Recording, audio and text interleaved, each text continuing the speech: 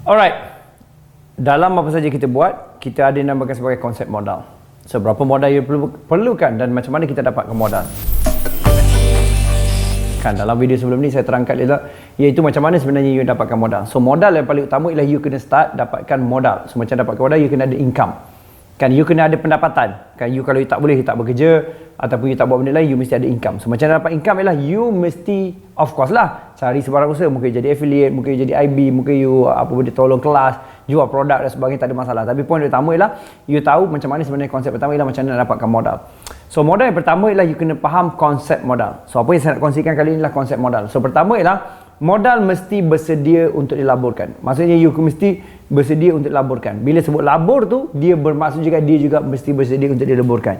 Apa yang maksudkan ialah katalah you put aside 1000 USD, 2000 USD, you masukkan dalam forex trading, pastikan dia habis modal tu, maksudnya ialah you masih lagi ada konsep dan you pegang diri you. Maksudnya you dengan diri you ialah you kata okey, tak ada masalah. Kalau modal 1000 USD dia takkan menyusahkan hidup aku, dia takkan bagi tekanan secara emosi.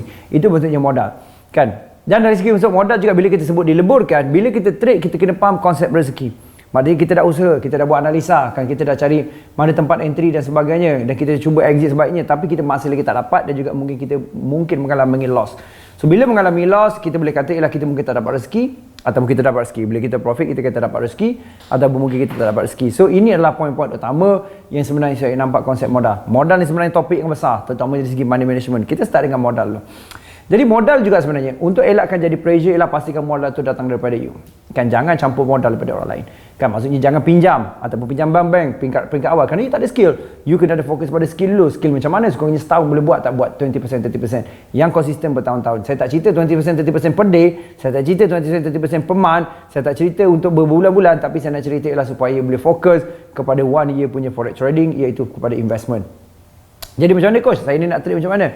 Untuk harian dan sebagainya. Sebab tu you kena ada strategi. So strategi itulah mesti pecahkan account. Kan account yang saya akan ceritakan macam mana you nak kena ada capital account. Macam mana you nak kena ada itu growth account. Macam mana you nak ada security account. Macam mana you nak ada dream account. So itu antara benda yang saya nak kongsikan pada you. Okay, jadi sekarang ni kalau you kata coach saya ni perlu modal besar ke untuk start kan? Coach saya ni perlu modal macam mana coach untuk peringkat awal ni? Untuk pengetahuan you, modal sebenarnya ialah bukan isu dia untuk you start. Sebab fokus peringkat awal lah kita nak dapatkan skill. Bukannya nak dapat duit dulu kan. Of course you boleh cuba untuk dapat duit. Tapi sekarang ni lah fokus kepada modal apa tu yang kecil pun tak ada masalah, besar tak ada masalah. Sebab setiap orang berbeza. Ada orang 1000 USD kecil bagi dia, ada 1000 USD besar gila babi nak mampu pada dia kan.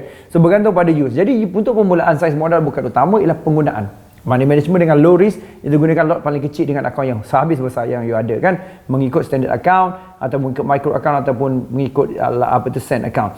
So modal forex mestilah juga ada pengurusan risiko. So maksudnya ialah liquidation. Maksudnya ialah bila you dah trade, you dah profit, you jangan simpan kat situ. You keluarkan, mungkin you beli bentuk lain kan, mungkin you beli bentuk-bentuk emas, mungkin you beli bentuk juga hartanah kan, katalah you dah berjaya dan sebagainya. So you kena hedge kan, ataupun you kena dipanggil leverage kan kepada properties ataupun gold, silver yang physical kan. Jadi maksudnya ialah kalau berlaku satu pada broker tu, berlaku satu pada account you masih ada modal dekat luar. Dan pada sama juga you mesti faham simpanan modal adalah memerlukan jangka masa panjang. Kan you perlu jangka masa panjang, kerana kalau you tak ada jangka masa panjang, dia sebenarnya akan membuatkan you jadi tak faham.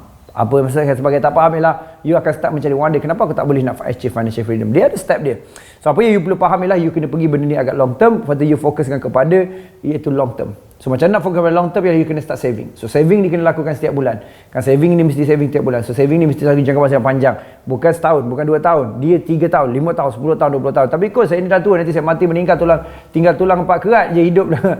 Maknanya tinggal bones je macam mana? Itu sebenarnya bukan isu dia. Isunya like always start. Semua orang akan wish untuk start lebih awal. Kalau you fikir secara logiknya, itu adalah sebenarnya intipati yang kita kena buat walaupun kita rasa tak seronok. Jadi you kena ingat dalam bentuk modal lah sebenarnya financial market lah game orang kaya sebenarnya. Itu hakikat dia. So maksud orang kaya lah dia ada lebih duit.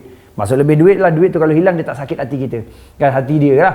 Jadi kita ni kalau kita sakat duit 1000 USD pun hilang, kita pun sakit hati. Mana kita tak cukup kaya lagi lah. Ataupun orang kaya tu risk tolerance dia rendah. Maksudnya lah sini 100 pun aku jadi sakit hati kan. Jadi lebih duit tu maksudnya ialah dia dilaburkan dalam lebur, dia takut hilang.